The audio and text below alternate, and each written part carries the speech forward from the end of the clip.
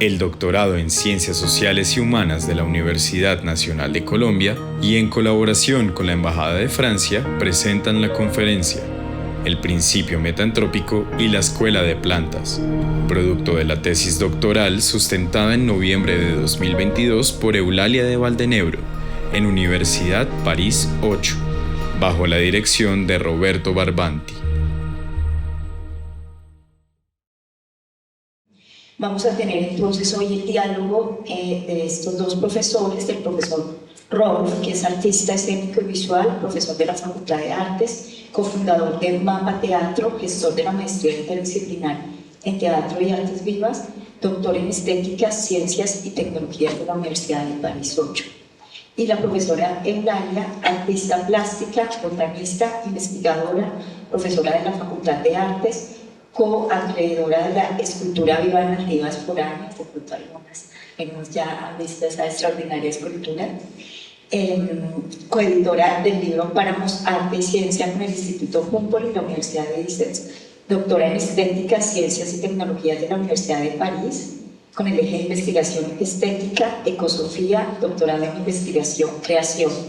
Cuando Eulalia nos comentó de su investigación, resultó muy llamativa para nosotras en el programa porque ella nos contaba cómo se articulaba la filosofía con la estética, con la ecología y cómo estos asuntos que a ella le interesaban no cabían exactamente en un campo disciplinar fijo, sino que el reto de la investigación precisamente era poner en diálogo esto junto con la experiencia pues, que ella ya traía de largo tiempo en su trabajo con las plantas, que pues es lo que vamos a tener la oportunidad de escuchar hoy. Muchas gracias Eulalia, muchas gracias Ron. Bueno, adelante. Muchas gracias a todos estar aquí.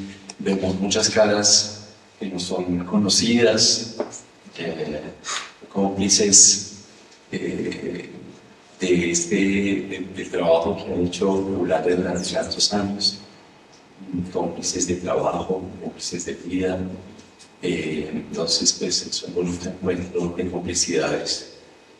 Y yo tuve el grandísimo honor, no de una manera formal, como se suele decir siempre que se comienza este tipo de encuentros, pero sí fue para mí muy honroso haber sido invitado por Eulalia y por la Universidad de París 8 para ser jurado de esta tesis doctoral que se sustentó en París en diciembre del 2022. O sea, hace unos meses. Vamos a pasar casi. Me sentí un poco sorprendido de ser invitado a como jurado.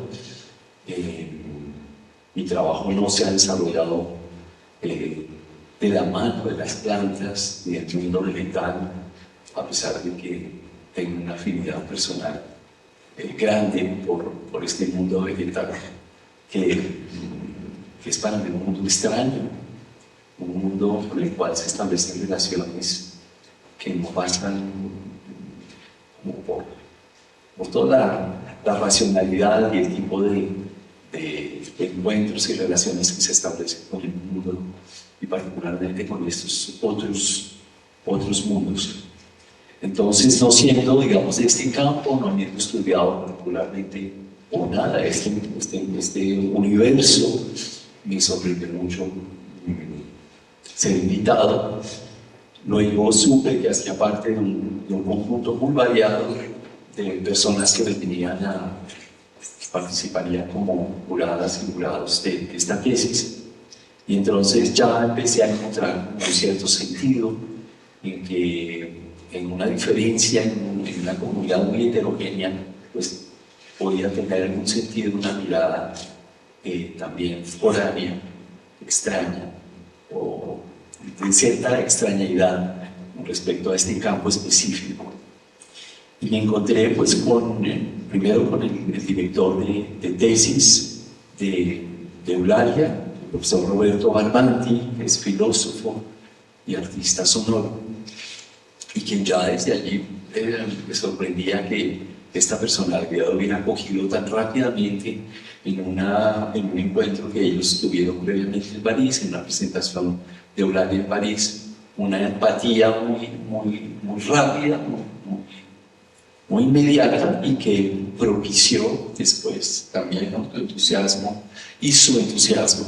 Ese entusiasmo mutuo hace que las tesis funcionen, porque pues obviamente esa es una condición sine qua non, ¿cierto?, de un encuentro entre, particularmente, una doctoranda y un director de tesis. Entonces, ya empezando por el profesor Barbati y luego por las otras miembros del grupo de jurados, me sentí una muy interesante configuración. Estaba allí también el profesor de Chartier, profesor de la Universidad de Paris-Cité, quien es geógrafo y que trabaja particularmente en la ecología política. Al lado de él estaba la profesora Joanne Clavel, filósofa, bailarina, bióloga. Hay que ser bailarín para poder entender que todo este mundo vegetal, ¿no?, que se mueve sin desplazarse, pero donde hay un movimiento todo el tiempo, y de eso pues mucho nos hablará. La profesora Carmen Pardo Salgado, catalana, de la Universidad de Girona, filósofa, y la profesora Sylvie Potó, bióloga, filósofa y miembro del Centro Nacional de Investigación Científica, CNRS de Francia.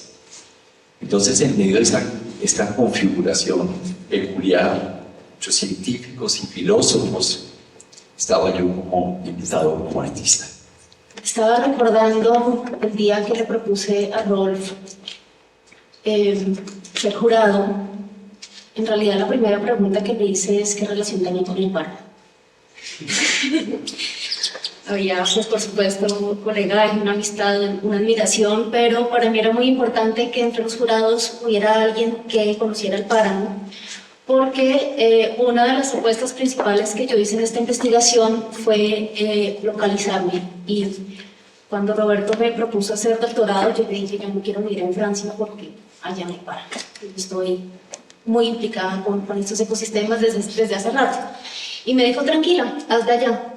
Y ese permiso, esa bendición de él, significó más adelante una especie de animismo que está en todos mis informes de investigación, que me encantan, porque mis seminarios eran con el frailecón, con la niebla, con la montaña, y los ponía seriamente, como creo que son, ¿sí?, como partes activos de los seminarios, de las actividades científicas, de las actividades de investigación. Así que esa primera pregunta que le hice a Rolf, y me dijo: tengo recuerdos desde niño, y dije: ya, es Rolf, la persona. Y también un poco porque una de las cosas que pasa con la colonialidad es que el imaginario del trópico pues es siempre caliente, siempre el paraíso, ¿no?, para decirlo corto. Y es muy raro lo que pasa en un páramo, porque si ustedes se dan cuenta, para que haya páramos tiene que haber dos condiciones geográficas principales. Una, estar en la franja intertropical, que es la línea que ven ahí arriba, y la otra es estar en una altitud, en altas montañas, más o menos arriba de 2.800 metros. Si ustedes ven esa franja, casi todo es agua, y si ven las pequeñas proporciones de tierra, casi nada es montaña. Hay muy poquitas montañas, lo cual quiere decir que los páramos son unos ecosistemas rarísimos, muy extraños. De hecho, normalmente en biología hablamos del límite superior forestal como una manera técnica de decir hasta aquí llega la vegetación. Y resulta que los páramos están después de eso, ¿sí? Y son ecosistemas macrodiversos, sobre todo vegetales. ¿Sí? Es una macrodiversidad vegetal. Bueno, empiezo por aquí porque fue clave localizarse. Lo que voy a hacer ahorita es más o menos de una manera muy breve contarles la estructura general del libro, porque esto que presento hoy ya es la tesis aterrizada a Colombia y vuelta al libro. pues que empieza el proceso para publicarlo. Entonces voy a tratar de decir muy rápidamente la estructura general de ese libro, como para que entiendan por qué paso de, no sé, de Mutis a Rancière, de Rancière a la ciencia al arte, de Hergé a la filosofía, en fin, cómo es que voy haciendo esos tránsitos. Y con Rolf elegimos unos puntos sobre los que vamos a conversar. Entonces, esta primera 20 minutos, espero, media hora, va a ser como para poder ubicarnos en toda la estructura del libro. Lo primero es el páramo. Bueno, en una crisis anterior que tuve como artista, me pregunté seriamente, ¿para qué hago esto? Y me encontré con esta cita que me ha acompañado los últimos 10 años, tal vez, una cita de Michel Serres en El Contrato Natural. Dice: en efecto, la Tierra nos habla en términos de fuerzas, lazos, interacciones, y eso es suficiente para hacer un contrato. Así pues, cada uno de los miembros en simbiosis debe al otro, de hecho, la vida, su pena de muerte. A mí esto me cambió la vida, esta cita. Y decidí cómo hacerme la pregunta que yo creo que muchas personas nos hacemos hoy en día, como, ¿yo qué puedo hacer ante esta situación ambiental que estamos enfrentando? Y creo que es urgente que todo el mundo en todos los ámbitos se haga esa pregunta. Y pues finalmente la tesis llega a un concepto pues muy abstracto, que es el principio metantrópico. Es abstracto y no, porque tiene una cosa de tocar la tierra, de estar ahí. Y creo yo que es aplicable a diferentes cosas, no es algo exclusivo del arte, o pues al menos eso espero yo. Entonces, esa cita que cambió mi vida, la desgloso en compañía de otras autoras. La primera es esta: en efecto, la tierra nos habla. Otra vez hay aquí un animismo. Hay muchas maneras de nombrar lo que está pasando, ¿no? Cambio climático, crisis ambiental, calentamiento, en fin, muchas maneras, y cada manera tiene como una consecuencia. Pero cuando yo leí este concepto de Isabel Stengers de intrusión de Gaia, me fascinó, ¿sí? Porque, entre otras cosas, Gaia,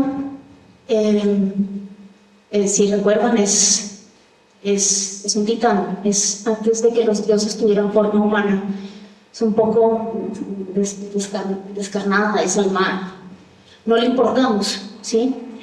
Gaia va a seguir, la vida no está en riesgo, los únicos que estamos en riesgo somos los humanos y esta forma de vida a la cual pertenecemos en esta última versión de la vida que tiene Gaia en nuestro planeta. Y es intrusiva, no nos está pidiendo permiso, no está eligiendo, no está, es para todo el mundo. Siento yo que esta es la primera guerra mundial, en realidad, es lo que se nos está viniendo ahora. Por primera vez somos mundo, por primera vez somos un planeta entero enfrentando una cosa, y la primera muestra, así como evidente, sencilla, fue el COVID, ¿no? Para todo el mundo, por igual. Y no sé si ustedes lo sienten, pero particularmente yo lo siento acelerándose mucho la intrusión de Gaia. Y bueno, Gaia es intrusiva, nos obliga a cuestionarnos. Y creo yo que cada vez nos obliga a cuestionarnos a un nivel más profundo, ¿sí? Es claro que todos los cambios, los pequeños cambios que todo el mundo intenta hacer con más o menos conciencia, y esta idea del desarrollo sostenible, en fin, todo este tipo de pequeñas acciones de ecología pragmática, que llamo yo, pues claramente es insuficiente. Y es insuficiente porque pertenece al mismo paradigma que causa el problema, ¿sí? Ya me voy a explicar más adelante. Volviendo a la cita de Serres, luego dice: cada uno de los miembros en simbiosis. Entonces, ahí otra vez se me junta Gaia con la simbiosis. Resulta que Lynn Margulis y James Lovelock hicieron, bueno, James Lovelock hizo la teoría de Gaia, que fue como una apuesta científica muy contundente de que en nuestro planeta todo está conectado y todos somos interdependientes. Lynn Margulis la conecta con la teoría de la biosimbiosis, que es bellísima porque no me voy a extender, pero básicamente en tiempos de crisis los débiles se asocian y en eso consiste en cierta medida la evolución. Entonces, volviendo al anterior, nombrar a Gaia no solo tiene la pertinencia de Stengers, ¿no?, que llama la atención sobre hay que hacer algo, sino que también cita de alguna manera esta relación científica que tuvieron Margulis y James Lovelock. Lovelock le puso este nombre también apelando como a una idea de un animismo que se le vino en contra, ¿no? Porque al tiempo surgieron los movimientos hippies y, en fin, Gaia tuvo muy mala prensa y a Lovelock se le burlaron, lo cual quiere decir que es muy buen científico. No tenía para nada aprobación, sigue sin tenerla, porque es muy incómodo ese concepto de él, ¿no? Todo está conectado y todo está conectado, ahora estamos pagando las consecuencias. Entonces, hay algo muy bonito en esta idea de la simbiosis como motor de la evolución y de la idea de Gaia, y es el lugar del humano. Esta imagen que ven aquí la hizo el hijo de Nick Margulis, con quien trabaja a menudo, y no sé si tienen en la cabeza el árbol de la evolución, que casi todos conocemos, que en la punta está el humano, ¿no? Como, wow, la evolución nos llevó hasta aquí, somos los inteligentes, cosa que... Bueno, luego voy para allá. Pero aquí el humano, a la base están las bacterias, los procariotas, luego están hongos, plantas, animales, y fíjense que el humano es un negativo, ¿sí? Ni siquiera tiene un lugar. Y no es jerárquico, no es un árbol más hacia arriba, ¿no? La simbiosis es así. Hay una frase de Margulis que para mí es de las posthumanistas más interesantes que hay, y es... en este momento, un argumentísimo humano tiene exactamente las mismas capas evolutivas, las mismas, ¿sí? Entonces, esta es la segunda parte, cada uno de los miembros en simbiosis. Y luego sigue la cita. Los lazos y las interacciones son suficientes para hacer un contrato. Entonces, este libro, que nació en los 90, pues desató una cantidad de caminos en pro de los derechos de los vivientes, y pues un tiempo después nos damos cuenta de, ¿quién representa el río? ¿Quién representa? ¿Cómo sabemos qué es lo que desea una planta? En fin, nos hemos enfrentado a un montón de problemas jurídicos. Siento yo que está un poco en un momento sin salida. Y aquí es donde yo empiezo a pensar como artista, ¿no? ¿Cómo negociar con seres tan distintos a nosotros? ¿Cómo negociar con una planta? ¿Sí? Si son...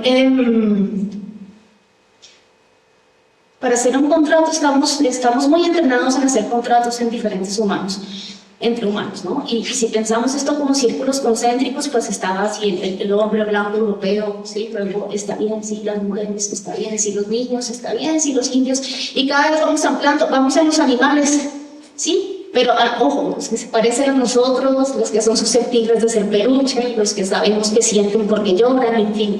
Pero ¿qué pasa cuando tenemos que abordar el río, cuando tenemos que abordar las plantas, cuando tenemos que abordar la atmósfera? Ahí ya entramos en un sistema que no, ya esos círculos concéntricos no funcionan, ¿no? Entonces yo me pregunto, ¿qué es lo que tenemos en común para poder negociar con los seres y fuerzas de la naturaleza? Y este en común lo pongo en rojo porque no voy a irme por ahí en esta conferencia, pero Rancière me da una clave importantísima, y él piensa siempre sobre lo común, pero él piensa lo común entre humanos. Yo digo, bueno, ¿qué pasa si lo común es entre seres y fuerzas? En mi caso, del para, ¿sí? Para esta investigación. Bueno, entonces, ahí pues me pongo a hacer lo que sé hacer, que casi siempre es dibujar plantas. Siempre tengo muchas preguntas acerca de las plantas, y pues cuando uno observa se vuelve muy lento, y cuando uno dibuja se vuelve más lento, y eso me permite a mí establecer unas relaciones y hacer unos productos, hacer producción sensible de esas preguntas que me hago con las plantas.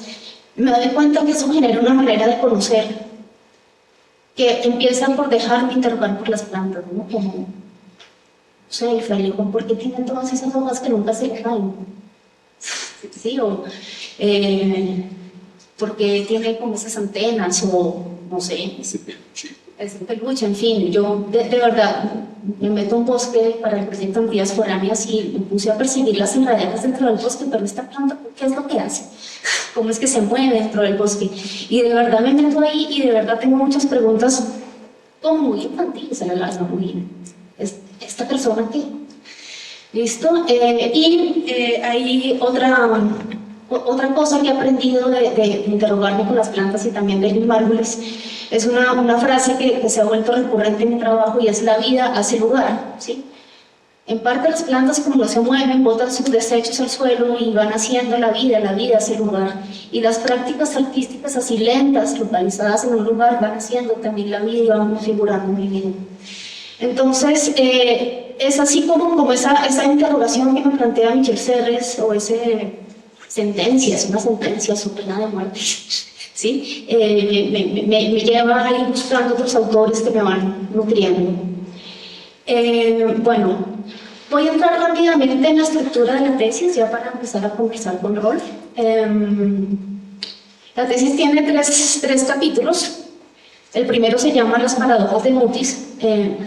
Yo soy ilustradora botánica desde muy chiquita, no sé por qué quise hacer ilustración botánica científica como del siglo XVIII. Me encantó, me pareció fascinante la idea de viajar y dibujar, pero esto me pasó casi siendo niña. Y bueno, finalmente nunca pensé que me pasara esto, pero tuve mucho trabajo de ilustradora botánica en acuarela, cosa que me permitió viajar por toda Colombia, y pues siempre me dio mucha curiosidad Mutis, pues porque es uno de los fundadores del imaginario de nación colombiana, tiene que ver con Mutis. Entonces, bueno, era el momento de la tesis de estudiar, bueno, cómo es que hemos estudiado las plantas, en este territorio macrodiverso, ¿no? No me voy a extender en este pedazo porque queremos hacer otra ruta, pero estas son las partes que tiene el primer capítulo. Resulta que Mutis, cuando ya entré a estudiar, ¿no?, me leí todos los archivos, las cartas. Tiene dos etapas de trabajo. Una primera, donde es un naturalista colonial. Se nos olvida quizás el hecho de que eso era una empresa muy colonial. Él pasa de 1760 a 1783 tratando de entrar como al pequeño club de botanistas alrededor del Linneo, y él le mandaba muchas cartas, muchos envíos, bueno, y él trataba de participar de esa fundación de la botánica moderna, que no era lo que pasaba en España. Sí, en España no les interesaba tanto esa lógica de la ciencia botánica moderna. Luego se muere Linneo y él hace un giro en su vida y se vuelve ilustrador barroco. A mí esto me parece muy divertido haber entendido porque la ilustración botánica no se lo toman en serio ni en la ciencia ni en el arte. ¿Sí? Y es lleno de contradicciones este momento de su vida. Voy a explicar muy brevemente por qué. Es lo que más conocemos del trabajo de Mutis, que es cuando es director de la Real Expedición Botánica del Nuevo Reino de Granada. Creo yo que para hacerse a este cargo, que es un cargo de investigación, 33 años de investigación, se los miran ustedes, con, no sé, 36, ya me olvidé cuántos ilustradores eran, cuántos, en fin. El caso es que él, para tener ese cargo, se hace cura.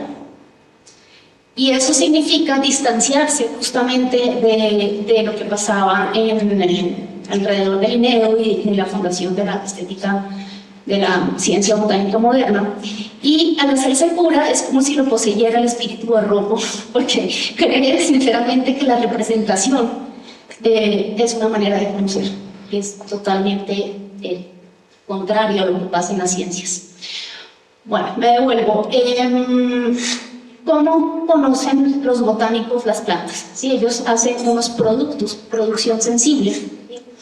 Ellos hacen ejemplares del barrio, que consiste en cortar, aplanar, disecar, secar y meter todas las plantas en el mismo formato, 50 por 35.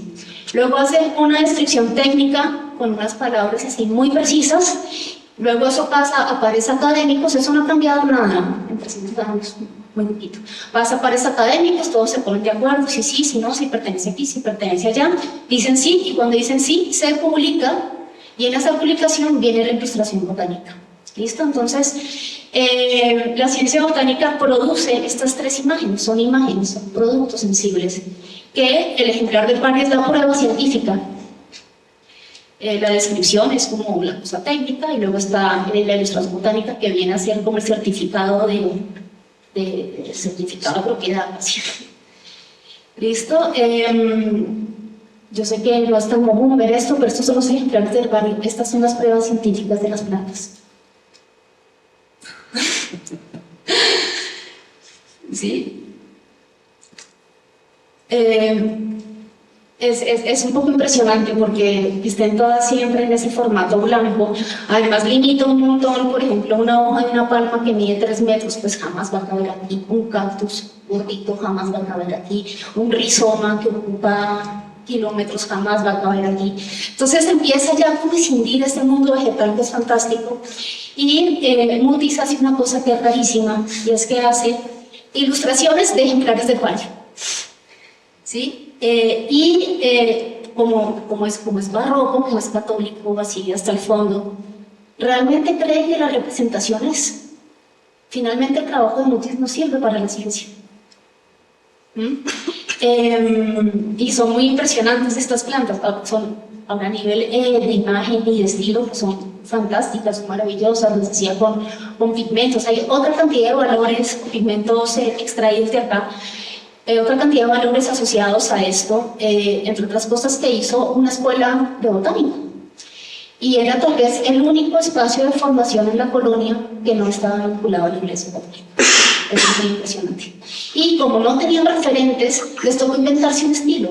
Y yo me imagino que era un profesor o un científico así muy riguroso, porque fueron 26 años y todas quedaron iguales. O sea, eso era un sistema impresionante. Bueno, entonces, analizando este trabajo y viendo por mi ventana, vi esta, que es una bomarea, que es una de las plantas de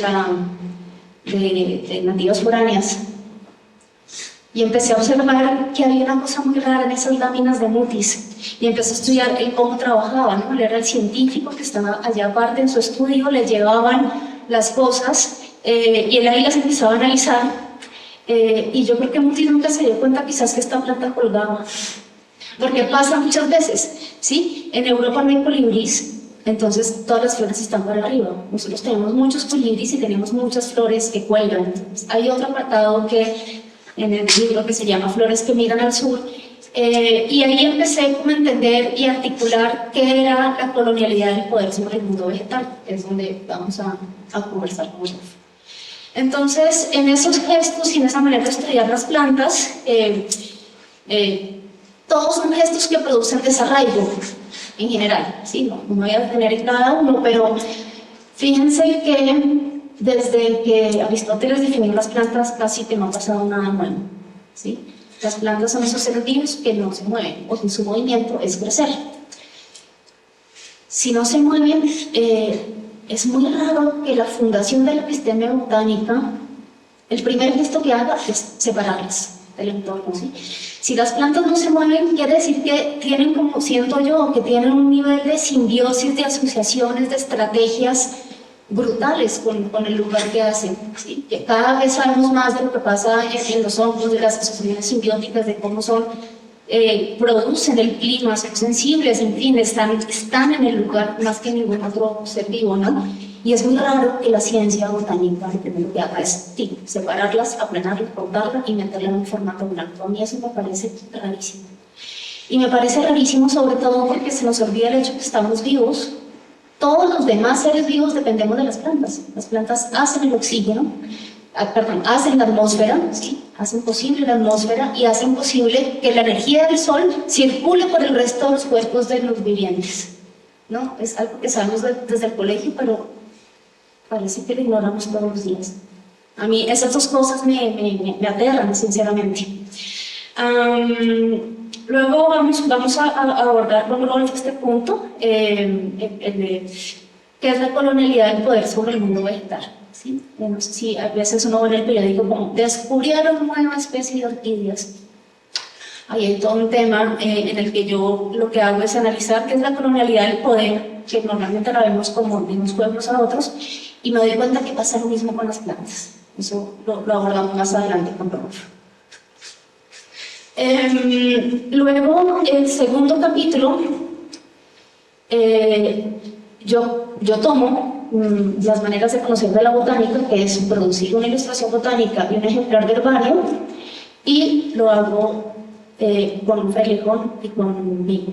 Una de las cosas que pasa en la ciencia botánica es que el científico es el sujeto y la planta es el objeto. Entonces, al identificar esa relación, yo trato de invertirla, de burlarme, de traicionarla, y lo que hago es meter mi cuerpo dentro del cuerpo de un frailejón y hacerle lo mismo. ¿Sí? Produzco una ilustración botánica, comparación de escala 1:1 y un ejemplar de herbario. Claramente conmigo me retoñan los brazos otra vez, entonces pues lo hago a partir de improntas.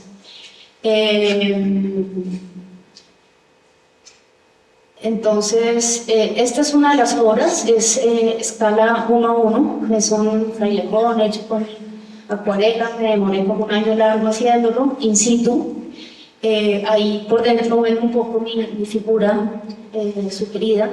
Y mientras hacía estas dos obras las hice exactamente al tiempo, como era escala 1:1, y no quería recurrir a la regla, a los centímetros, quería realmente que fuera el contacto de los dos cuerpos. Entonces empecé a tener la necesidad de medir cada parte y empecé a preguntarme de qué tamaño corto el papel, cómo hago para trabajar en el páramo. Y para resolver esas preguntas pues tuve que hacer este mapa de relaciones táctiles, en donde yo voy haciendo lo mismo que se le hace a las plantas, pero aquí no se nota, ¿no? Aquí no se nota el brazo desmembrado, el brazo aplastado, la cabeza, el pie. Ahí sí se nota que está desmembrado, las plantas no impresionan tanto. El caso es que de aquí saco todas las medidas para hacer esa ilustración botánica. Este capítulo lo vamos a abordar con Rolf desde el proceso. Vamos a centrarnos en hablar del proceso, porque realmente es ahí donde surgen las relaciones, las preguntas, la práctica espiritual, en fin, las cosas que vamos a conversar. Este es el segundo capítulo. Y el tercer capítulo, que parece un salto así abrupto, pero pues también vamos a explicar cómo es que llego ahí. Hay una serie que llevo haciendo desde el 2012, creo, que se llama Los cuerpos permeables, que me permitió a mí, como entre relativas formas, me permitió a mí entender cómo es que era mi manera de trabajar. Y al entender esa manera de trabajar, pues sale el concepto del principio metantrópico. Los cuerpos permeables son 9, casi todos son video performance, hay algunos que son instalaciones, otros que son maquetas. Y alrededor de ese concepto de los cuerpos permeables, de esas prácticas artísticas que son in situ, surge la idea del animismo poético, que ya lo mencioné muy al comienzo, como la participación del animismo en mi trabajo. Vamos a hablar solamente de Niebla, porque es como el más didáctico para entender cómo opero al trabajar ahí. Luego en el libro hay un capítulo muy lindo que son un par de definiciones del páramo, en donde se cruzan, como se articulan realmente elementos de la ciencia, de la filosofía, elementos espirituales, elementos de otras ontologías. Es como la muestra de cómo se conoce cuando se conoce así, algo así, ¿sí? No vamos a abordar ese punto y vamos ya finalmente a abordar qué es el principio metafísico. ¿Listo? Entonces, bueno, este es Niebla, una manera de operar, ya vamos a entrar ahí.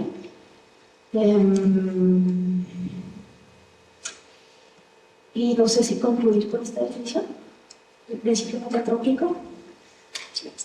Listo. Entonces, se trata de un punto de partida para la producción sensible, bien sea arte, bien sea práctica artística, bien sea conocimiento botánico, que entiendo también como una manera de conocer, que puede hacer aportes éticos ante la inclusión de Gaia. el principio metantrópico implica una manera de ubicarnos topológica y ontológicamente respecto a la relación con los seres y fuerzas de nuestro planeta. Topológica quiere decir que me ubico en un lugar, o sea, es necesario poner los pies en la tierra, las manos en el lodo, el mar gris. Ontológicamente tiene que ver con desplazar el lugar de lo humano. Por otras investigaciones desde antes, y esta pregunta de por qué le hacemos esto al planeta, creo yo que tiene mucho que ver con creernos excepcionales en el planeta, ¿sí? Excepcionales y superiores, ¿no? Un antropocentrismo que está muy atrás en nuestra manera de entendernos, pero creo yo que ya hay que revaluar, en serio. Entonces, la palabra está formada por el vocablo meta, que hace referencia a otro lugar, y antropos, que se refiere a lo humano. De alguna manera, esta palabra surge de una incomodidad, porque siempre que tenía que explicar mi trabajo me tocaba decir, bueno, no soy anti-trans, post, neo-humanista, sino que más o menos otra cosa. Entonces, aquí con mi amigo Gustavo Quirola elaboramos esta palabra. Y me gusta que meta es una cosa muy de lugar. Sí, la meta tiene que ver con la topología, con el lugar. Y antropos, pues ya no usa la palabra humano, que significa lo mismo, ¿sí? Entonces, siento yo que todas estas cosas transhumanistas, posthumanistas, a la larga terminan reforzando el humanismo de una u otra manera, ¿no? Entonces, estaba tan incómoda con esas palabras que me inventé esta. Listo. Esta es la estructura del libro y vamos a empezar a conversar con Rolf.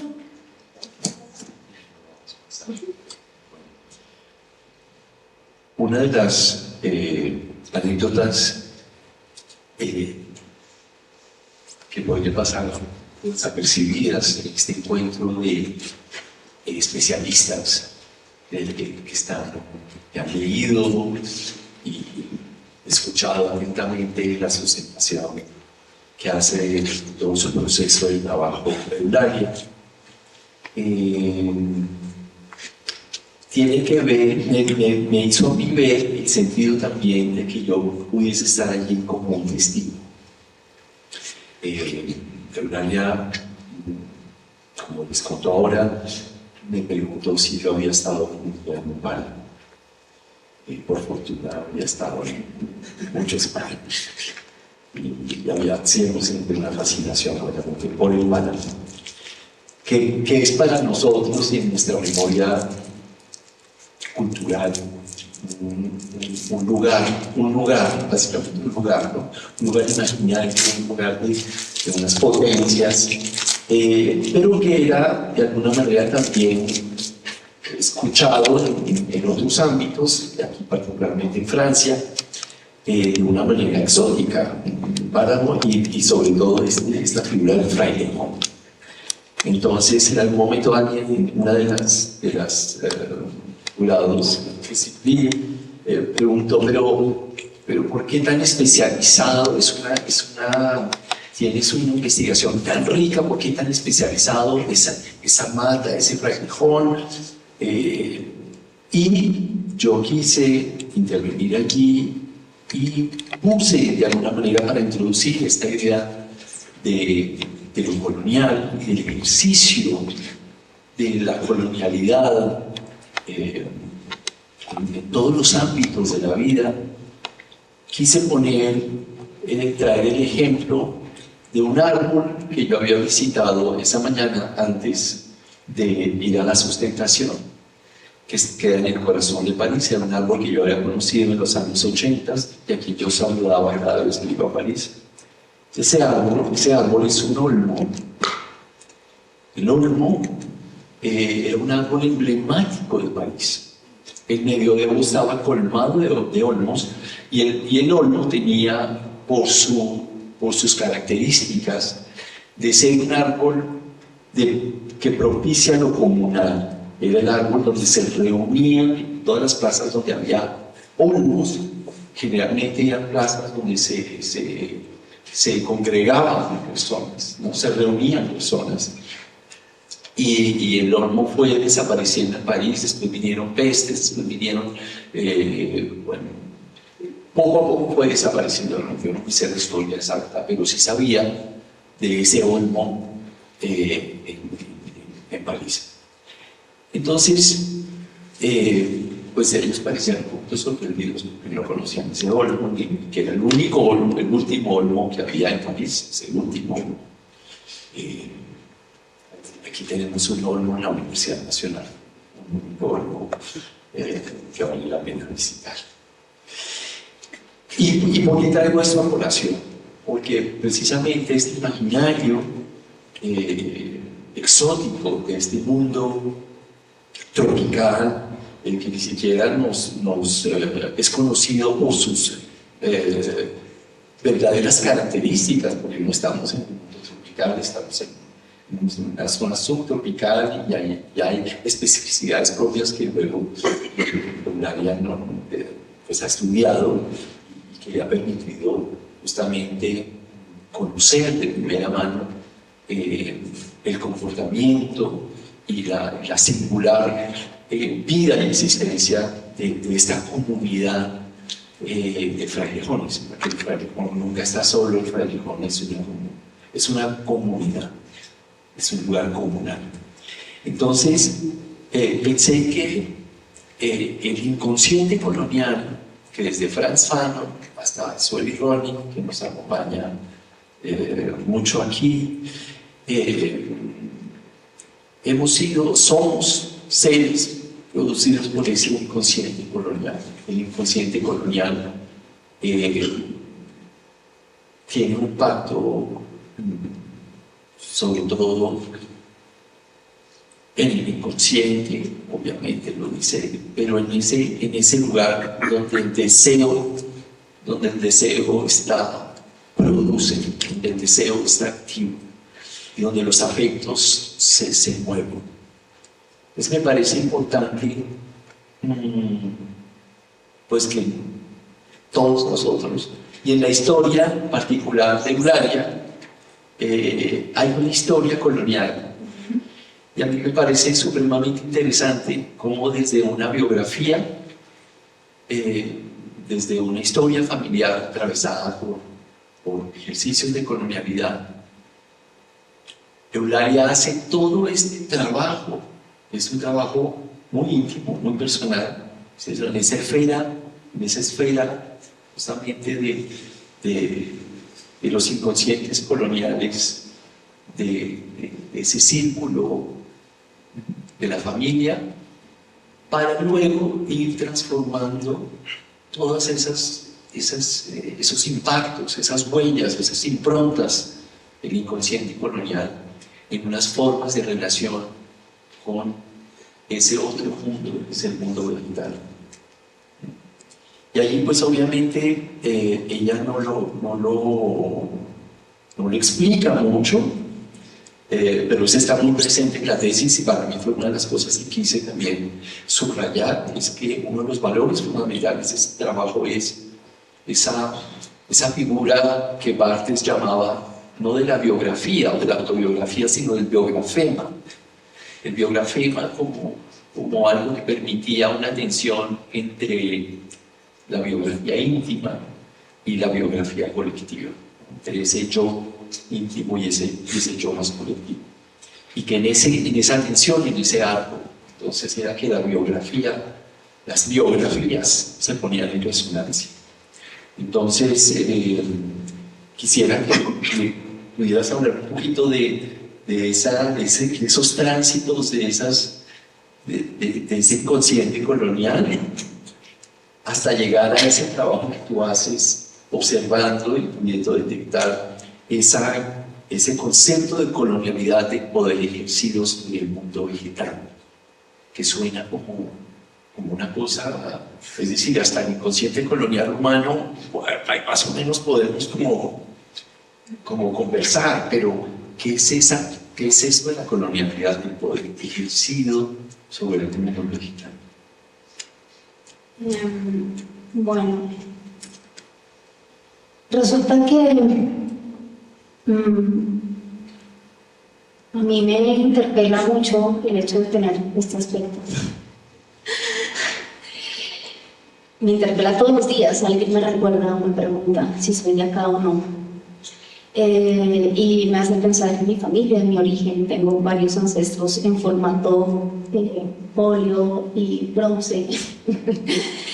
Y me cuestiona mucho también el hecho de hacer ilustración botánica científica, que fue una herramienta tan colonial, y que entendí eso en ese proceso. Y siempre me he preguntado para qué sirve hoy en día la ilustración botánica, que además he tenido curiosamente mucho trabajo.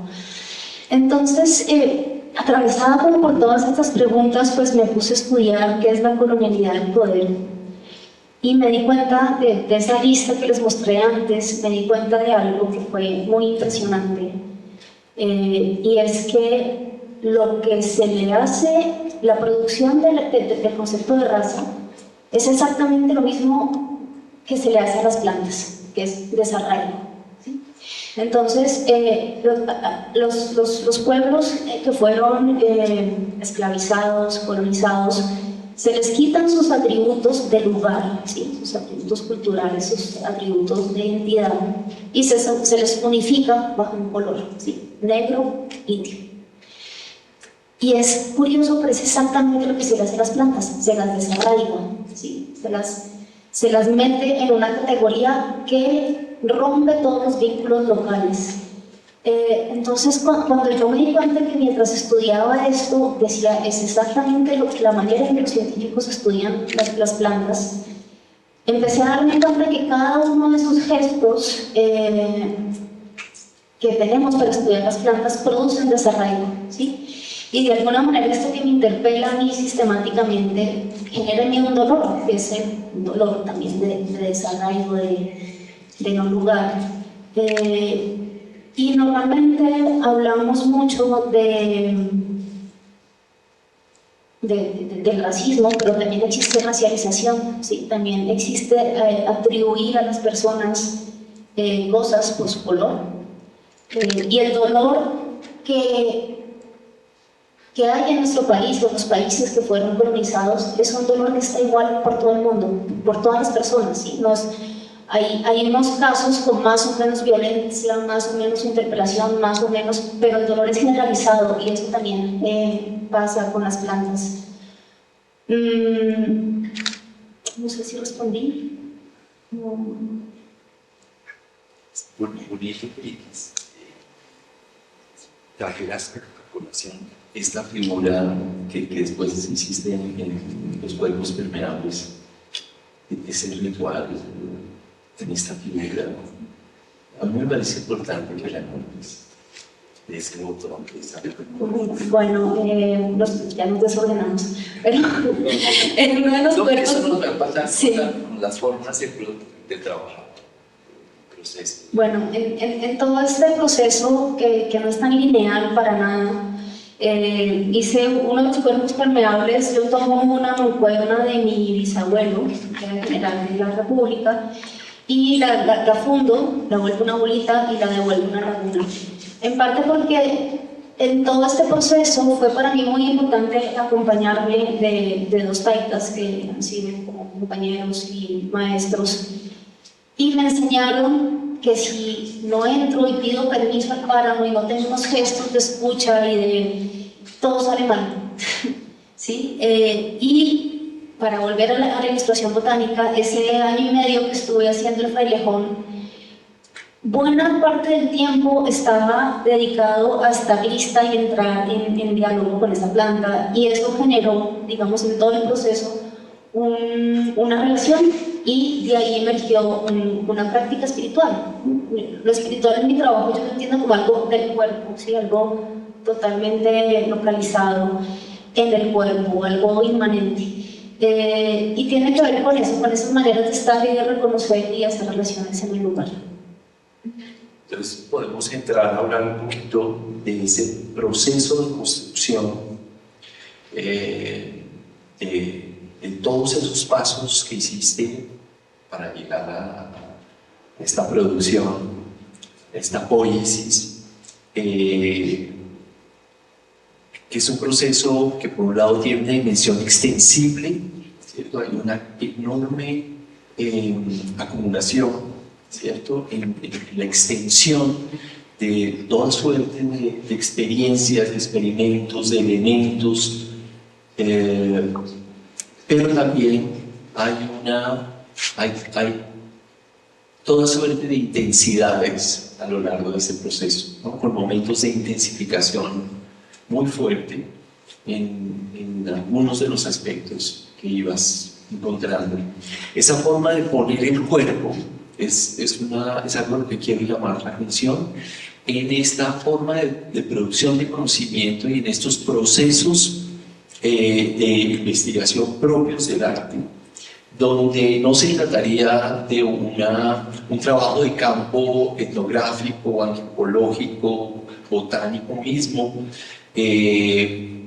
Eulalia pasó muchísimo tiempo, y cuando hablo de tiempo no hablo solo de extensión, de duración, sino hablo de intensidad de tiempo, o sea, de permanecer muchas horas sometida a las temperaturas, a los cambios, a todas las alteraciones del paisaje y a los afectos que se iban movilizando en ti también en ese lugar donde eras alguien, una foránea, ¿cierto? Que había venido, estaba empezando a establecer un contacto, ¿cierto? Con un otro, habiendo pedido un permiso. Y todas estas dimensiones que pasan por estrategias miméticas, hasta esta contundente manera de poner, bueno, quiero insistir un poquito en eso, ¿no? En esta forma de estar completamente con el cuerpo, y que de allí se va produciendo entonces una experiencia que produce un conocimiento. Entonces, ¿por qué no nos hablas de todo este proceso? Poner el cuerpo, listo. Estas dos obras tienen las dos terminan en escala 1:1, ¿sí? Entonces eso es una referencia efectivamente al tamaño. Había como toda una búsqueda de 1:1, pero también había como un acuerdo, volviendo a la idea del contrato, un acuerdo de una relación de iguales. Y eso significó para mí un aprendizaje larguísimo que se concretó en los últimos 4 años del doctorado, pero que empezó 10 años atrás. Yo no sé si ustedes han estado en el páramo, pero es muy difícil, es agotador, ¿sí? La temperatura cambia de cada 10 minutos, ¿sí? La luz, la radiación es altísima. La humedad hay veces es del 100%, o sea, yo no entiendo, ese concepto no lo entiendo, ¿cómo puede ser humedad del ambiente 100%? Uno se cansa mucho, y fueron muchos años de aprendizaje, muchos años de caminatas, de pagamentos. Una vez, hace muchos años, tuve una salida de 4 días al macizo colombiano. De salidas al macizo colombiano, donde uno de los técnicos me enseñó a hacer pagamento, y era un esfuerzo físico durísimo, ¿sí? Me dejó por allá en una casita sola con unas lentejas y un colchón húmedo, y era todo el tiempo una prueba de supervivencia, superar una piedra, en fin, me enseñó a hablar, a reconocer, a respetar, a entrar, un montón de cosas. Y siento que fueron muchos años de aprender a que mi cuerpo estuviera ahí. Y también aprender a leer el páramo, ¿sí? Eso fue muy impresionante. El proceso del frailejón implicaba que yo me iba una semana al páramo y regresaba una semana a Bogotá. Una semana al páramo, una semana a Bogotá. Ahí como han visto en esas imágenes, puse como una pequeña tienda de campaña. Y era muchas veces esperar a que las condiciones estuvieran para trabajar, y podía trabajar muy poco tiempo. Luego terminaba en un estado de agotamiento, no sé, 1 hora de trabajo en el páramo son como 6 horas de trabajo acá. Y toda esa conciencia del cuerpo, siento yo, que también por el ejercicio de escribir, ¿no? También la conciencia viene cuando uno escribe y qué es lo que ha pasado aquí. empezó a aparecer para mí como una conciencia de que ese esfuerzo del cuerpo hacía que toda mi percepción de ese lugar se alterara. Finalmente era una pregunta desde la estética. Sí, si la niebla, por ejemplo, produce un silencio rarísimo, las cámaras se enloquecen con la niebla porque no pueden hacer foco, las temperaturas cambian, la presión de la sangre se siente distinta, ¿no? Si todo el cuerpo cambia, toda la percepción cambia, la disposición espiritual también cambia. Y eso me empezó a parecer súper interesante.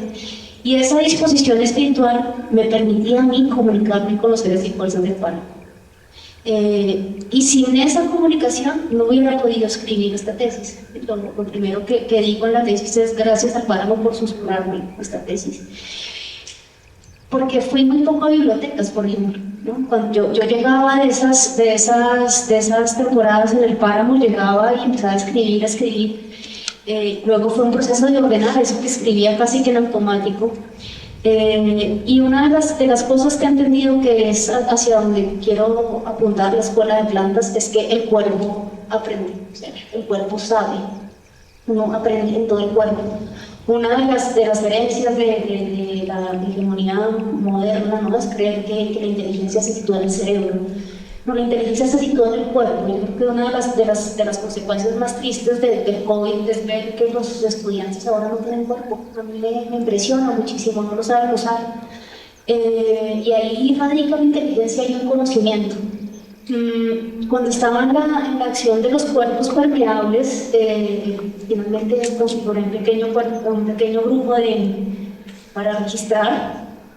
Y era muy raro porque, como siempre estoy solo en el páramo, pues ya me sé mover, pero a ellos les decía como en 20 minutos llega la niebla, tenemos que alistar esto, tenemos que subir, tenemos que guardar, Yo iba prediciendo todo lo que iba a pasar y fue una cosa impresionante la acción de esos cuerpos permeables. Y ahí me di cuenta de lo mucho que conocía el páramo, pero lo conocía en el cuerpo, ¿sí?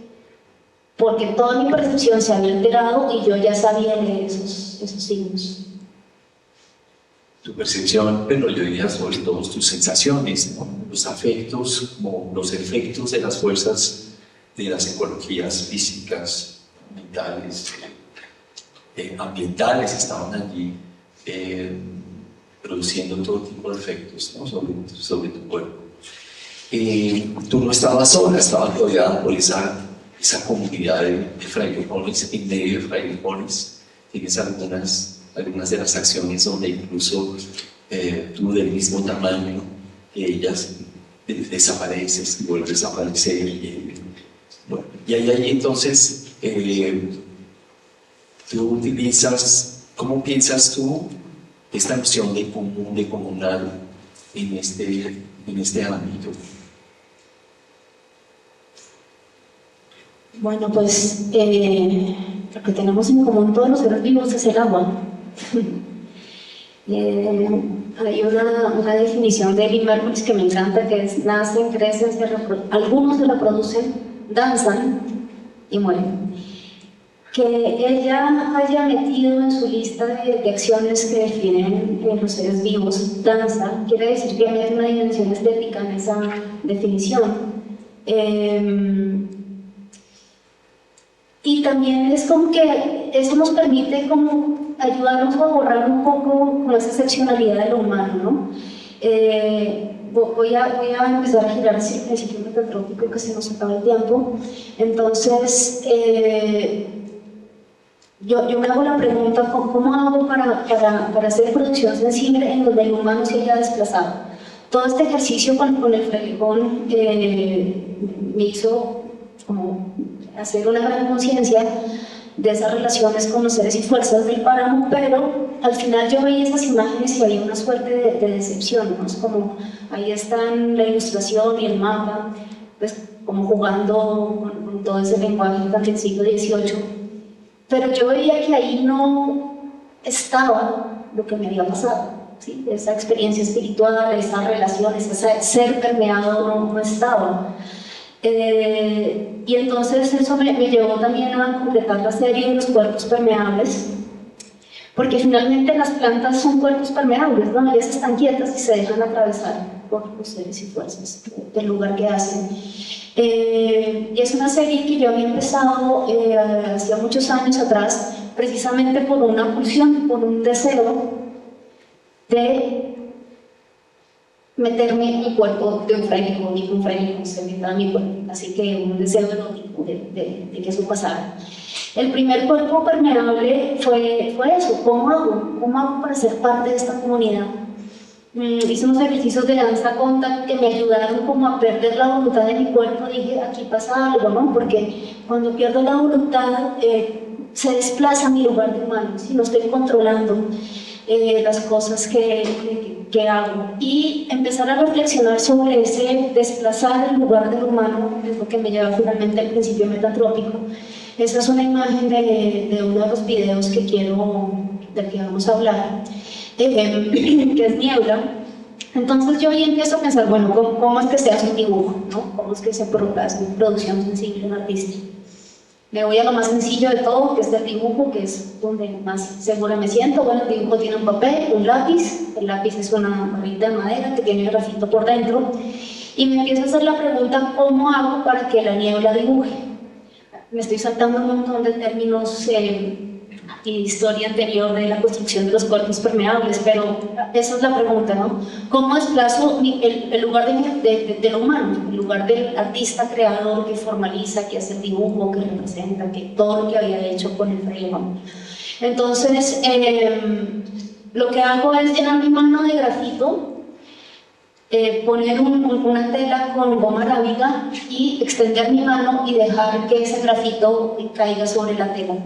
Entonces, ya mi lógica de artista que hace la producción, que va al sitio, que lleva a la gente, que decide dónde se hacen las tomas, ahí desaparece como la artista gestora y aparece, me vuelvo como la madera del lápiz, ¿sí? Soy un instrumento. Yo no formalizo nada, sino que la niebla hace ese dibujo. Y ahí el humano estoy participando efectivamente, pero estoy desplazada, ¿sí? No tengo la jerarquía, algo parecido a lo que intenté hacer con el fraile Bon, y era o dos sujetos o dos objetos, ¿sí? Pero no esta relación sujeto-objeto del científico con la planta. Y aquí es en la producción sensible de estas acciones. Mi lugar de humano se desplaza siempre, pierdo esos atributos de artista formalizadora. Entonces ahí aparece como la clave del principio metantrópico. Uno la dije muy al comienzo, que es desplazarse, localizarse, estar en un lugar y permitir esas relaciones, y sobre todo ser consciente que el cuerpo participa en el conocimiento. Es impresionante. Es como el primer movimiento, que es lo que yo llamo el giro topológico, y el segundo es el desplazamiento ontológico, que es pensar siempre uno cuál es el lugar del humano ahí, cómo participo. Si hay un ámbito profundamente humanista, es el arte, ¿no? De hecho, una de las definiciones del arte es arte. Una de las definiciones de humano es el que hace arte, ¿sí? Es la manifestación externa. En fin, ya se me olvidaron esas definiciones afortunadamente, pero suele ser muy humanista. Y es este atributo de crear, de producir, de dominar, de ser forma. Y yo analicé muchos trabajos de artistas que trabajan en naturaleza y estoy, digamos, oficialmente dentro del ámbito de las intervenciones in situ. Y ya solo la palabra me molesta, ¿no? Yo quería que el sitio me intervenga o participar con el sitio. Entonces, ahí surge la idea del animismo poético, ¿sí? He insistido varias veces en el animismo porque realmente creo que es una de las cosas que hay que integrar a un nuevo paradigma de relación, ¿sí? Eso abre unas conciencias y abre posibilidades a la manera de conocer. Y sí. Para que hagamos un poquito el ejercicio de las fuerzas, yo diría que lo interesante aquí es que Eulalia trabaja como una suerte de medium que propicia la animación de esas fuerzas, ¿no? la acción de esas fuerzas antes que la producción de una forma. Y obviamente son las condiciones tanto del aire, del viento, las de las plantas mismas las que van a tener no van a producir una forma. La forma es una eventualidad.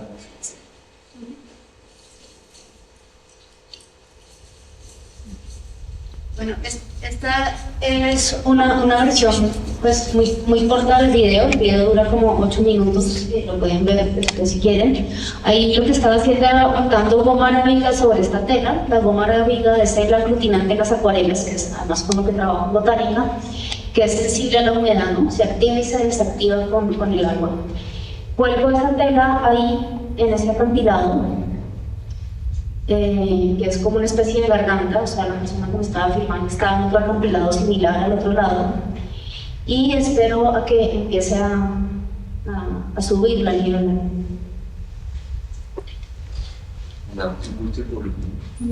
Es que es muy importante el sonido, es justamente preciso.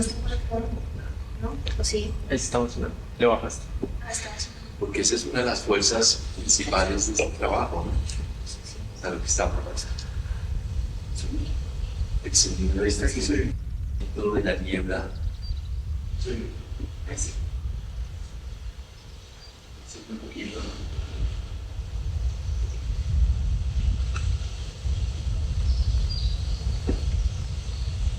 ¿Sí se alcanza a escuchar allá? Sí, sí.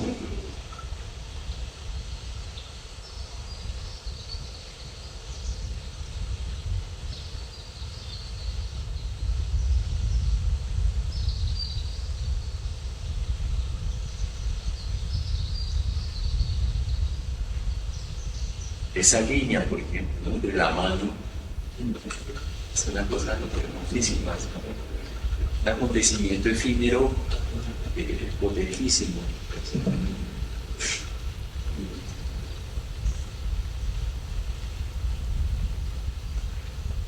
Quien actúa realmente aquí son esas fuerzas, ¿verdad? Eso está, como decía ella, como dice lápiz, ese pedacito de manera que ha puesto ahí para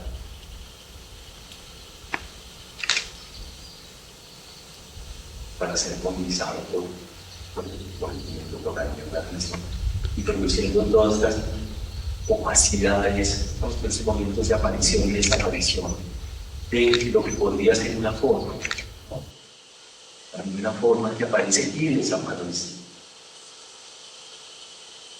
En ese sentido, todo atravesado por una inmensa delicadeza, una inmensa vulnerabilidad.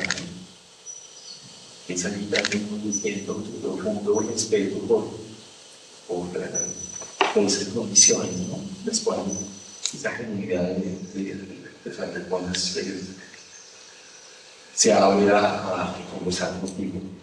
Creo que por último, ya antes de darle la palabra a nuestros acompañantes, ¿qué es eso de la Escuela de Plantas?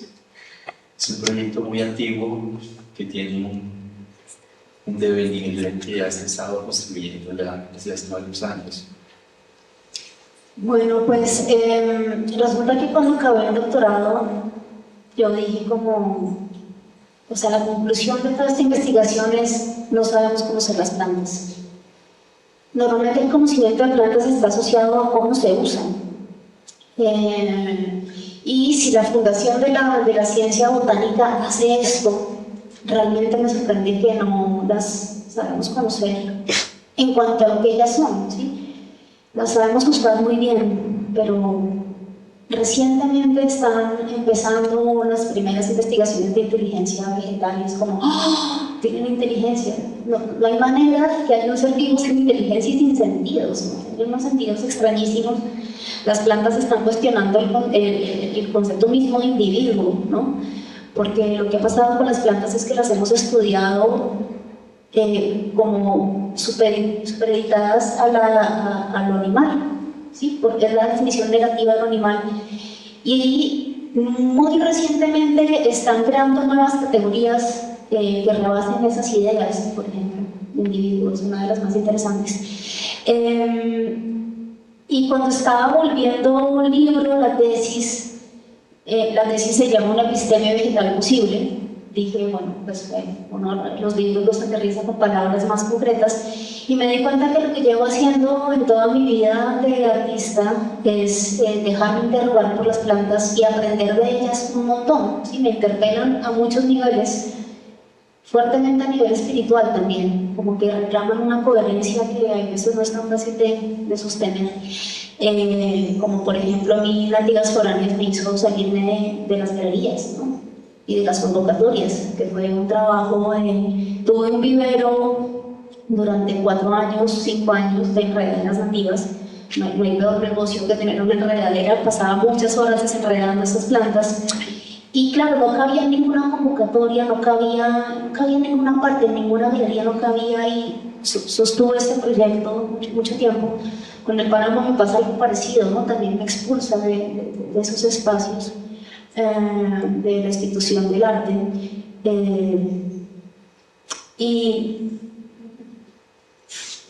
La escuela de plantas. Entonces, claro, me di cuenta que lo que yo he estado haciendo toda mi vida es aprender de las plantas, dejarme interrogar por ellas, y todas mis prácticas artísticas, todos mis proyectos siempre tienen que ver con plantas. Y cuando estaba volviendo la tesis libro, me hice la pregunta, ¿lo pongo en pasado, o en futuro, o en presente en la escuela de plantas? Decidí ponerlo en presente. Quizás ahorita lo que viene es como sistematizar esa manera de aprender y enseñar, por eso es una escuela. De momento creo que una de las cosas que tengo claras es que las plantas son las maestras, ¿sí? Hay que dejarse interrogar, y pues es como el proyecto que sigue en mi vida. Vamos a volver. Muchas gracias, Laila Rol.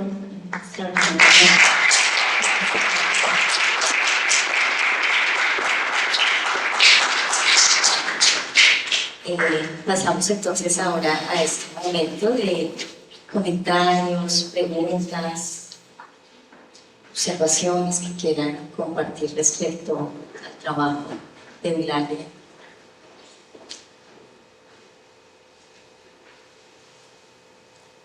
¿Alguien se anima? Bueno, una pregunta muy formal, que lo que nos preguntaron era sobre el trabajo de varios páramos o solo en algunos páramos. ¿Lo oigo bien? ¿Le escuchan bien? Sí. Okay. Esa sería para empezar. Pues, como conté antes, el proyecto con el páramo fue como 10 años antes que el doctorado, entonces sí, trabajé en muchos páramos, desde el macizo colombiano, el Cocuy, casi todos alrededor de Bogotá. Y estos proyectos concretamente fueron en Moquetía y en el Verjón, los del doctorado, pero sí, muchos páramos. El macizo colombiano fue muy importante en el proceso.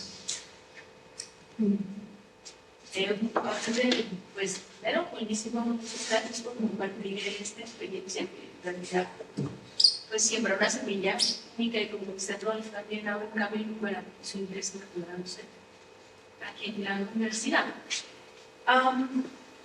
Tú hablabas de unas fuerzas que existen en la naturaleza, las fuerzas también solamente pues de esa del viento, de la gravedad, de esos elementos que están ahí implícitos en el lugar. Pero quisiera saber si en el documento de la investigación aparecen también esas otras fuerzas como mucho más típicamente políticas, especialmente en estas regiones del país, en los páramos, pues que sí hay unas tensiones tremendas sobre esa propiedad y sobre esa, digamos, definición de lo que es el territorio, de quién hace parte, cuáles son esas dinámicas que se establecen allí. Quisiera como que nos compartieras un poquito de eso. Pues ese capítulo sí existió. No, existe, y de hecho esa pregunta pues ya se responde en el libro de Páramos, Arte y Ciencia que hice con el Humboldt. Entonces, uno de los elementos así importantísimos para esta investigación fue leer todo lo que el Humboldt hizo alrededor de la delimitación de páramos. Es muy interesante porque el primer modelo de delimitación del páramo tenía que ver con nociones biofísicas. Hubo unas demandas de las personas que vivían ahí y empezaron a integrar un montón de elementos culturales, justamente, ¿sí? Entonces, las ciencias humanas empezaron a tener una participación enorme en el Humboldt. Y esa atención política es clave y es súper importante. De hecho, el capítulo del que no hablé aquí, el que hago las dos definiciones de páramo, toca justamente ese punto. Y uno de los elementos claves ahí es integrar los relatos, ¿sí? Una de las cosas así que más me encantó en este proceso fue entender que la ciencia es un relato y que lo que se llama mitologías es otro relato, y sí, como que todos podemos entendernos a nivel de relato, y ese ejercicio que hago es justamente integrarlo, ¿no? Claro, estas imágenes muestran una especie de páramo pristino, pero desde luego no lo es. De hecho, el Verjón es uno de los páramos más afectados, más antropizados que hay. Y yo trabajé, el Frailejón lo trabajé en una aula ambiental, en la finca del profesor Francisco González, que hizo un experimento. Yo llegué a ese lugar, hizo un experimento de 30 años de cómo volver un cultivo de papa páramo. Entonces él parceló su predio, hizo diferentes estrategias de recuperar el páramo, de hacerlo productivo. Esas reflexiones están en la introducción. Reconozco todas las tensiones que hay en el páramo, ¿no? Porque, por ejemplo, el macizo colombiano es impresionante porque hay una fuerte tensión de minería, hay una fuerte tensión de lo que es conservación de parques naturales, se superponen con los resguardos indígenas. Pero a mí lo que más me impresiona, lo que más aprendí del macizo colombiano es que, a pesar de que tiene esas tensiones tan fuertes, ¿no? También había el enclave del ejército, había un punto cuando empecé era muy fuerte la presencia de guerrilla, en fin, eran tantas las tensiones y sin embargo el páramo prevalecía, ¿sí? Entonces, en esas condiciones de tensión altísima que había en el macizo colombiano fue que empecé a sentir esas seres y fuerzas del páramo, a pesar de todas esas fuerzas humanas. De hecho, uno de los cuerpos permeables es Camino, es ese trazo colectivo que se ha hecho sobre la montaña durante muchísimo tiempo. También están en la tesis. Gracias por la pregunta. Yo quiero saber a qué te refieres o a quiénes te refieres cuando hablas de seres vivos, porque si todo el planeta está vivo, entonces, ¿qué es lo que está muerto? ¿Cómo hacer la distinción? De hecho, yo hablo de seres y fuerzas, ¿sí? Y en esa definición que hago del páramo, de lo que no hablé, hay una frase que me encanta porque dice: el páramo es uno de los estados del agua, es el estado vegetal del agua, ¿sí? Entonces, en esa definición yo juego un poquito con lo biótico y lo abiótico, porque esa distinción dificulta entender a Gaia, ¿sí? Que está vivo y que no. Y por eso voy apelando después al animismo poético, porque esa distinción como que deja sin lugar a las fuerzas. Y cuando uno lee el planeta simbiótico, yo recuerdo mucho haber acabado de leer y decir: el agua tiene una voluntad, la voluntad de subir, literalmente de subir. El agua quiere subir y lo hace a través de los cuerpos vegetales, ¿sí? Y por eso hago esa definición de páramo como la forma vegetal del agua, ¿sí? Entonces, yo no hago mucho esa distinción de biótico y abiótico muy a propósito. Todo el agua está lleno de un gran respeto por la vida, por la creación de la naturaleza, pero hubo algo que me sacó como de contexto en todo, que para ti tiene un acto muy ritual, y fue ese momento en que fundes estas dos piezas de oro que son de tu bisabuelo, que me imagino que transitaron del abuelo al bisabuelo, y imagino que para él tenía un valor demasiado importante. Es que veo como tanto respeto por la creación y la vida en esto, que sentí que ahí había como una destrucción de algo. Entiendo lo ritual, ¿cierto? Una cosa ritual como para volver a la naturaleza el oro que sacaron de allí. Pero, ¿por qué tenían que ser esas piezas? ¿Por qué las piezas de tu abuelo Mira, Colombia está fundado sobre una idea de que la naturaleza es un recurso. El Instituto de Investigaciones Humboldt es de investigaciones de recursos biológicos. La sala del Museo Nacional, ¿sí?, donde se cuenta, se narra la fundación de este país, tiene una sala que se llama La Tierra como Recurso. Y yo creo que esta es una de las cosas que hay que cambiar como paradigma. Y lo que destruyó aquí es un símbolo, es nuestro símbolo patrio, nuestro símbolo, nuestro escudo nacional, que además es bastante ridículo, ¿no? Los cóndores están en extinción, tienen una granada, una fruta que ni siquiera es de acá, tiene un sombrero, unos franceses que no usaban acá, tiene un canal de Panamá que ya no es de acá, o sea, es un escudo bastante fuera de lugar, creo yo, disfuncional. Y una de las cosas de la colonialidad del poder es entender que lo que nos pasa a nosotros como nación no es porque los españoles vinieron y nos hicieron estos a nosotros pobrecitos, no, son los criollos que fundaron esta nación, los que han fundado esa ideología de la naturaleza como recurso, ¿sí? Y esa es mi familia. En ese ritual yo siento vergüenza y pido disculpas. Y creo que se puede revertir ese orden de valores, creo que es urgente revertir ese orden de valores, ¿sí? Estamos entrando a la guerra del agua, esa va a ser brutal. Y somos un país macro diverso, con mucha agua, y todavía creemos que es importante sacar oro. ¿Sí? Tenemos que cambiar, ya. Para ayer es tarde, para hace 30 años es tarde, de mucha excelencia. ¿Sí? Entonces sí, lo que yo destruyo ahí es el símbolo y es un orden de valores que creo urgente cambiar.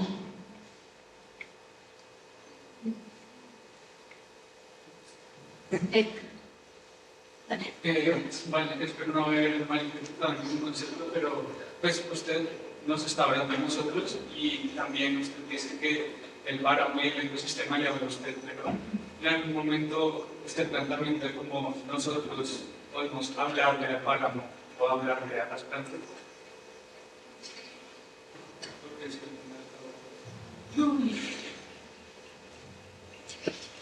Sí.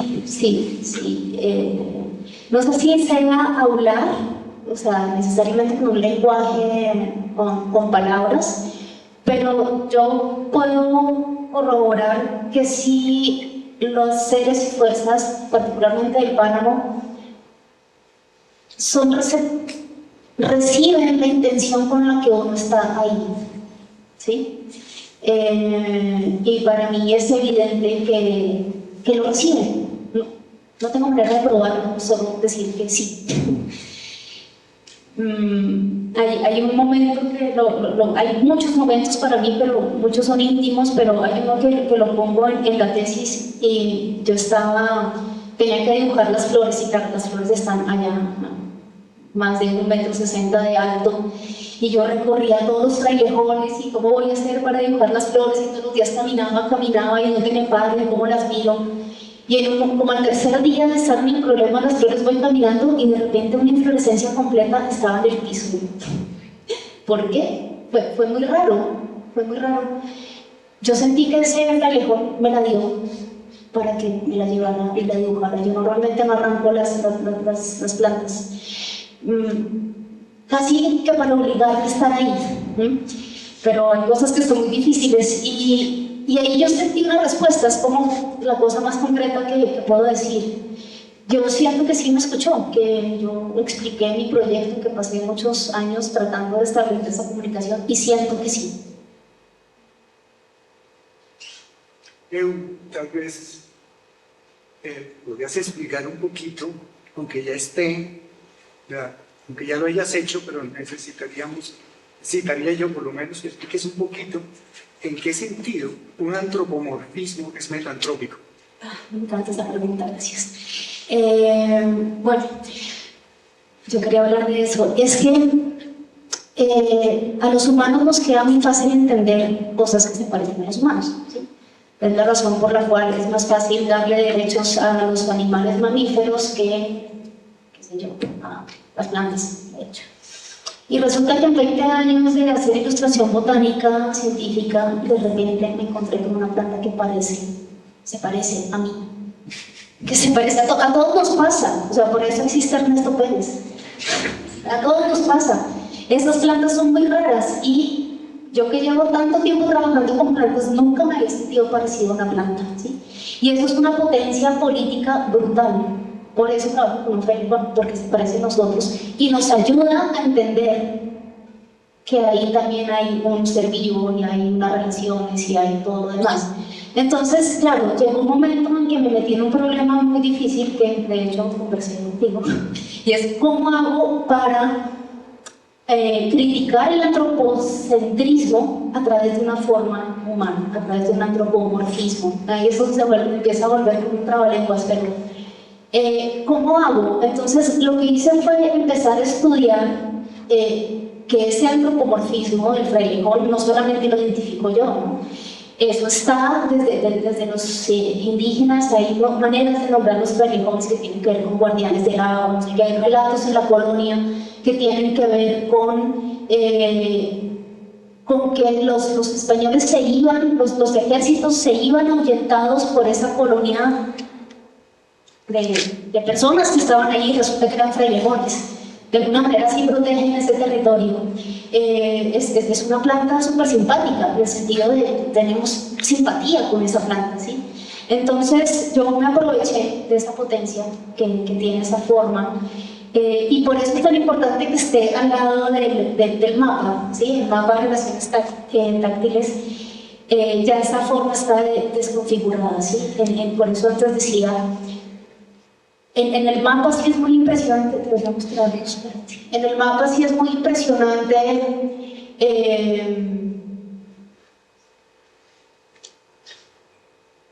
notar ese desmembramiento, ese aplanamiento, eso que le hacemos a los cuerpos vegetales. Entonces sí, para mí el frailejón y elegir que sea una planta antropomórfica es una especie de carnada, de anzuelo, ¿sí? Algo que atrae, algo que es fácil de asociar rápidamente. Gracias. ¿Sí respondí? Es una pregunta muy sencilla, como, no sé, como, ¿qué piensas sobre el sembrar en general? Hay un banco de semillas en algún país del norte, y una custodia de semillas le responde a ese banco. La única manera de conservar una semilla es sembrarla, ¿sí? Es la única manera, está viva. Sembrar es algo que hacemos nosotros, sí, cuando digo que estamos usando las plantas, pero las plantas no necesitan que las sembremos en realidad. ¿Sí? Lo pueden hacer por sí mismas.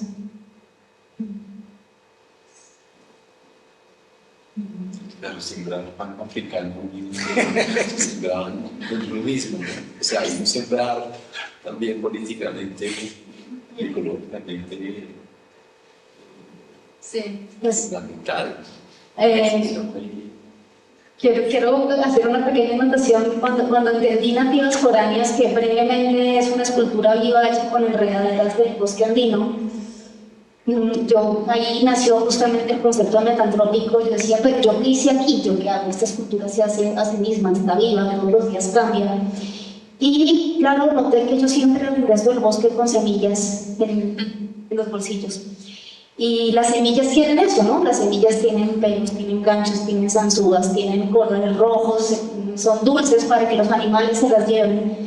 Y ahí empezó a nacer el concepto metantrópico, y es en esta escultura yo soy una dispersora de semillas, ¿sí? Las semillas quieren ser desplazadas. Y esta participación, entender mi participación, por eso digo co-creación de las culturas nativas foráneas, ahí empezó a nacer el concepto de metantrópico, ¿sí? En lugar de humano está desplazado y hago parte de esta producción sensible que es esa escultura. Así entiendo yo más, siempre la entiendo más como una dispersión. Solo quería como que tú dices al principio que estabas muy impresionada con la cita, una cita que te marcó y de alguna manera te fue una coordenada para mucha investigación, pero en esta cita aparece la palabra contrato. Y entonces a mí eso me cuestiona mucho. Entiendo el contexto, es muy bella, pero al mismo tiempo es una figura increíblemente colonial, muy antropomórfica, etc. Y hay otro asunto que hablas mucho, que es de lo que hace la botánica y lo que hace esa epistemología, que es de desarraigar. Entonces es un poco como, o sea, entiendo que es otra manera, cuando tú hablas de creación, cuando hablas de co-creación, y cuando hablas ahora en esta cosa de que las semillas quieren que se diseminen, eso sería una forma muy distinta, pienso yo, al contrato y a una búsqueda de un arraigo no situado en la parte como de los símbolos de la patria, sino otra forma de arraigo, ¿no? Una búsqueda, una exploración de otra forma de arraigo. Digamos que en mi trabajo sería más relación que contrato, ¿sí? Y pues este es un libro que escribió Michel Serres, para hacer el contrato natural, ¿sí? Él estudió Derecho para hacer esto y es una sentencia o pena de muerte, ¿sí? Pero ya en mi práctica, pues en realidad se trata de relaciones. Si eres un poco más flexible con la idea de contrato, pues es una relación, ¿sí? Tú qué pones, yo qué pongo, ¿qué hacemos juntos? Un pacto, un lindo pacto. Tal vez pacto es una palabra que... Sí, Pacto, alianza. sí, que con este mundo también. Como una nueva alianza. Una alianza, sí. Una- Pacto, me gusta, alianza, relación, vínculo. Seguimos. ¿Qué lugar tienen las ciencias humanas, la universidad? Mientras tú hablabas y construías todos estos términos, esa universidad, lugar que termina universalizando la sociedad, como posiciona la diversidad, siento este juego también de palabras que se estalla ahí. Y eso me llevó a pensar las ciencias humanas, la universidad, ¿qué lugar tiene? Si yo lo siento que tu trabajo interroga la profundidad de ese lugar de la universidad y de las ciencias humanas, de las ciencias sociales. ¿Qué sigue? ¿Qué hables? Pues mira, yo siento que llevamos unos cuantos siglos hiperespecializándonos, ¿sí? Y la intrusión de Gaia nos reclama mezclarnos, ¿sí? Yo sí siento que si uno recupera el sentido profundo de lo que es universidad, ¿sí? El sentido bello de lo que hay ahí, Gaia nos empieza a reclamar una mezcla, ¿sí? Nos empieza a reclamar urgentemente una mezcla, porque ya la hiperespecialización no sirve, ¿sí? De hecho, la ecosofía es eso, la ecosofía que es de hecho como está estructurado este libro, tiene unos elementos de ciencias, unos elementos espirituales, unos elementos de estética, unos así. Porque es tan complejo la intrusión de Gaia que si no empezamos a permitir permearnos, mezclarnos, comunicarnos, no lo logramos, ¿sí? Una de las cosas que llama la atención Stengers es no podemos confiarle este problema solo a la ciencia. No alcanza. Es urgente poder integrar otros relatos, poder integrar la estética, poder integrar, pero realmente integrarla. Entonces, curiosamente, cuando regresé del doctorado, sentí que ese lugar se me abría para mí en las ciencias sociales, ¿sí? En donde siento que la reflexión estética la están pidiendo, ¿sí? Como entender esa dimensión estética la están pidiendo y es súper importante integrarla porque cada vez hay más tesis y más análisis de cosas que tienen que ver con la producción sensible. Y por otra parte, sí, yo siento que no solo yo, un montón de pensadores posthumanistas pues están interrogando el lugar del humano, entonces creo que interpela directamente a las ciencias humanas, a la máquina antropológica, ¿no? Brutalmente. Las preguntas de cómo nos relacionamos con los demás seres y fuerzas, ¿no? Y creo que es importante cuestionarlo desde ahí, desde esa excepcionalidad de lo humano. Gracias. Sí, yo quería preguntar, pues, hablo mucho de lo permeable y como está, siento que es algo que igual va en doble vía, como en esta estructura del contrato, de la relación, de estar en un lugar que te permea. Y mencionas mucho sobre todo qué te deja el páramo y como qué sensaciones producen en ti. Quería preguntar cómo, si sientes, qué sientes que dejas tú allá, como qué le das al páramo, o en esa relación. No estoy muy segura de eso. Sé que he sido muy cuidadosa con cada uno de mis actos, ¿no? Como trato de no salirme del camino, cuando me salgo trato de recuperar, siempre hago pagamento. Pero también me he preguntado por qué el páramo me permitió hacer estas obras, ¿sí? De alguna manera siento que me dio el permiso de hablar del páramo, de hacerlo visible, de hacerlo sensible. Creo que me lo dio porque si no, no las hubiera podido hacer, básicamente. Es tan difícil estar ahí que todos estos años de relación me dicen, sí, hazlo. Gracias. ¿Sí? Bueno, creo que quedan muchas... una última lista. Sería como sobre el proyecto que tú hiciste del mapa de Frailejón, creo que pues tú nos lo diste en el contexto del tiempo que estuviste en el páramo, que por ejemplo tu experiencia corporal, pues tú la asimilabas muy distinto a cuando tú, o sea, uno tiene voluntad sobre su cuerpo, pero pues es muy distinto cuando usted interacciona, por ejemplo, con el páramo, que tú sientes las fuerzas y todo ese tipo de cosas. Cuando tú haces ese símil o como esa metáfora entre el frailejón de que lo identificas con una persona, pues sí, o sea, que no estás sobreponiendo el frailejón sobre el humano para resaltarlo. Pero también me queda la duda de tú eso mismo que dices de cómo percibes tu relación corporal, como ese mapeo de tu cuerpo también tiene que ver algo con la propia dinámica de la planta hacia el páramo y tú cómo la relacionas con cómo tu cuerpo podría sensibilizarse a esas cosas. O sea, es decir, la ubicación de cada cosa podría tener un significado, o como que sea un mapa también de dinámica, más allá de la forma.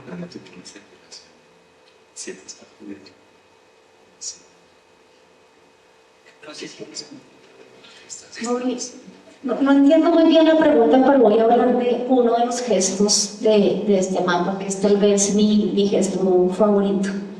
No sé si con eso te responda, pero esta niña azul que está acá, ¿sí? Yo este mapa lo explico con teoremas, este es uno de los teoremas. Porque este mapa se desarrolla empezando desde lo más chiquito. Yo empiezo la semilla y el ombligo, empieza acá, tiene un orden, empieza acá. La semilla, el ombligo, la inflorescencia, la cuenca del ojo, el dedo, la mano, el peciolo, el brazo, la hoja, ¿no? Va creciendo, si uno lo lee con cuidado, va creciendo, cada vez va sumando información. Es muy dispendioso y además todo es verdad. Va creciendo. Y hay uno particularmente que me gusta mucho, que es esta línea azul, ¿sí? Esta línea azul corresponde, este último círculo, o sea, este mapa es como si viera el frailejón desde arriba, ¿sí? Es una vista en planta. Resulta que los frailejones tienen unas inflorescencias, que son las ramas que tienen las flores, y de esta familia botánica, que son las asteráceas, es la única planta de esta familia botánica, el único género, que tiene semillas sin pluma. Quiere decir que no vuelan, ¿sí? Los dientes de león, los que no soplan y salen, ¿sí? Son de la misma familia y hacen que esas semillas puedan volar muy lejos, pero las del frailejón caen ahí abajo, se mueven un poquito por el agua, por cualquier cosa, y es por eso también que hacen colonias, ¿no? Y se han desplazado en los Andes. La diversidad más grande de frailejones está en Venezuela y se ha ido desplazando así hasta que llegan al Ecuador, y en Ecuador hay solamente una especie de frailejones, y sí se desplazan a lo largo del tiempo. Y ese desplazamiento pues tiene que ver con el ritmo en que esas semillas se pueden mover. Y resulta que de una generación a otra de Frailejón se desplaza esta distancia, que es la distancia de un paso mínimo. Y entonces, esa comparación de la dimensión temporal, de a qué ritmo se desplaza un Frailejón y equivale, un Frailejón avanza en 150 años, lo que yo avanzo en 3 segundos. Es para explicar un poco cómo está hecho este mapa. Sí, es una comparación escala 1 a 1, donde todo el tiempo hago referencias a la escala no solo dimensional, sino también temporal de los pueblos. Gracias. Bueno, muchas gracias.